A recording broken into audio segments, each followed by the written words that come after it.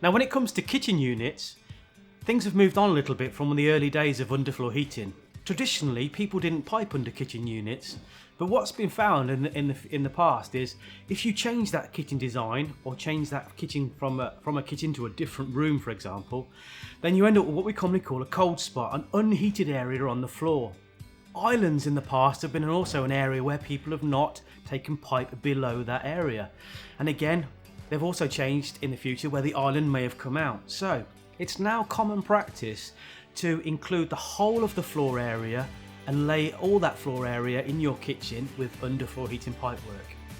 If you're worried about the migration of heat from the floor into, say, your kitchen units, this isn't generally an issue, but if you are worried about it, a little bit of insulation laid on top of the floor prior to the installation of your kitchen units can stop any migration of heat into those units. You always need to be careful around floor fixings. So we're talking about sanitary ware really can be fit to the floor. So WCs, maybe wash and basins. So anything that can be screwed to the floor, you want to really eliminate that and not put pipework in that particular area.